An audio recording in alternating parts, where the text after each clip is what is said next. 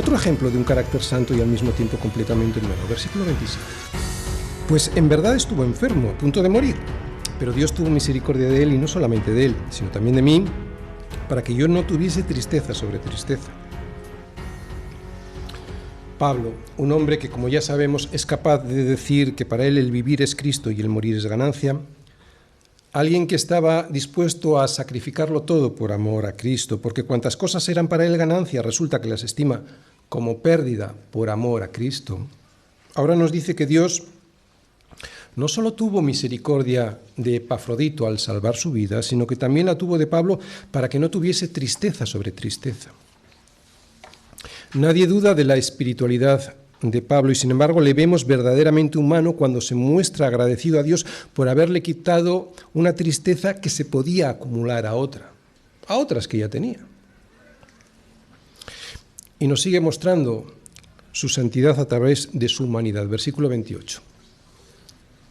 Así que le envío con mayor solicitud para que al verle de nuevo os gocéis y yo esté con menos tristeza. El Señor le quitó tristeza sobre tristeza al salvar su vida, pero dice más. Pablo dice que cuando llegue Epafrodito a Filipos y le vean en la iglesia, se alegrarán mucho. Por eso quiere enviarle con la mayor solicitud posible. Y además él también, Pablo, también se alegrará. El hecho de que Pablo se ponga contento porque sabe que cuando Epafrodito llegue a Filipos los hermanos estarán gozosos al verle, nos muestra que Pablo consideraba a los miembros de la iglesia en Filipos como su propia familia. Y es que una vida dominada por Cristo, aunque nos separa de la corriente de este mundo, y gloria a Dios por ello, qué bueno, nos acerca más a nuestros hermanos. Se puede ser santo viviendo en el Espíritu y ser completamente humano. No hay ningún contrasentido.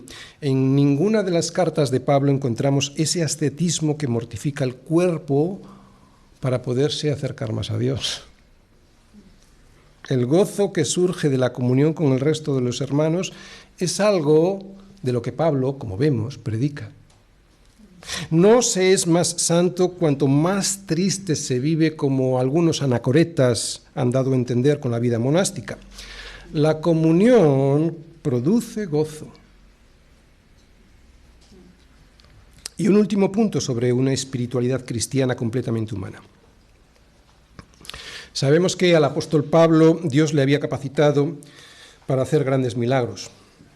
Sabemos que en Listra había un cojo de nacimiento que jamás había andado y Pablo, viendo que tenía fe para ser sanado, dijo a gran voz: levántate derecho sobre tus pies, y él saltó y anduvo. También en Éfeso hacía milagros Dios extraordinarios por mano de Pablo, de tal manera que aún se llevaban a los enfermos los paños o delantales de su cuerpo, prendas de Pablo, y las enfermedades se iban de ellos y los espíritus malos salían. También en Troas, seguro que os acordáis cuando predicamos en Hechos, sanó a Eurico, que sentado en una ventana se durmió y se cayó desde un tercer piso, pobre chico.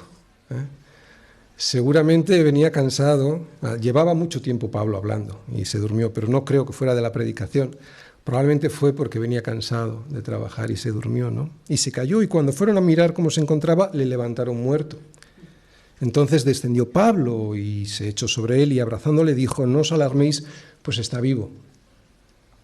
También sabemos que en Malta, ¿recordáis el último capítulo de los Hechos, capítulo 28? En Malta, el padre de un hombre importante de la isla que se llamaba Publio estaba en cama, enfermo, con fiebres y disentería, y entró Pablo a verle, y después de haber orado, le impuso las manos y le sanó. Bien, pues alguien como Pablo, sobre el que Dios había puesto en ocasiones semejante poder para sanar, resulta que no fue capaz de sanar a Epafrodito. Y esto nos indica que la espiritualidad de Pablo no estaba reñida con su completa humanidad. Pablo no se empeñó a hacer una especie de culto de sanidades para curar a Epafrodito. Simplemente dejó que el poder de Dios obrara en su vida como él quisiera hacerlo. ¿Cuántas barbaridades vemos por ahí en esos aquelarres llenos de jaleo, de confusión, de griterío, de ruido, de escándalo, con falsas enseñanzas que quieren hacernos creer que con solo tener fe y gracias a esos ministerios, y lo digo entre comillas, ministerios de sanadores profesionales, podemos ser curados de cualquier dolencia? ¿Cuánto daño están haciendo? Y sin embargo, Epafrodito, al que vemos tan enfermo que estuvo al borde de la muerte, Pablo no le sanó. Y que alguien no me venga a decir que Epafrodito no tenía fe. En todas las sanidades que vimos de Pablo, observamos que en realidad no las hizo él, que fue Dios quien las hizo por mano de Pablo. Y es que la curación milagrosa solo es posible gracias a Dios cuando Él lo decide en su soberana voluntad. Ya puedo yo tener muchísima fe, y tener a mi lado al apóstol Pablo, ¿no?, intentando curarme de mi enfermedad crónica, que si no está en la voluntad de Dios hacerlo, no lo hará. Y eso tenemos que aprender que tiene siempre un propósito que es bueno. Confiar en Dios y no exigir lo que a mí me parece que me debería de dar es una prueba de madurez espiritual. Confiar en Dios y no exigir de Él lo que a mí me parece que me debe dar es una prueba de madurez espiritual. Aceptar con humildad lo que Él me quiera dar o quitar, eso es ser o vivir verdaderamente en el Espíritu y no esos espectáculos que simulan sanidades. Todo don del Espíritu se encuentra bajo la soberanía y el señorío del Espíritu Santo. Todo don del Espíritu se encuentra bajo la soberanía y el señorío del Espíritu Santo. Lo que esto quiere decir es que cualquiera que dice que va a sanar a alguien en un momento determinado y en un lugar determinado, lo que está haciendo es negar la soberanía y el señorío del Espíritu Santo y, por lo tanto, enfrentándose directamente a Dios. Es el Espíritu quien entrega los dones. Es el Espíritu quien decidirá si sana o no a alguien. Y es el Espíritu quien decide cuándo lo hará o si llegó el momento de la partida.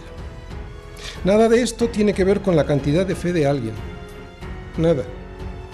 Y sí todo con el señorío de Cristo a través del Espíritu Santo y de su soberana decisión. No se es más espiritual por buscar los dones del Espíritu Santo de esta forma tan escandalosa. De hecho, hacerlo así lo que implica es negar la labor soberana del Espíritu Santo.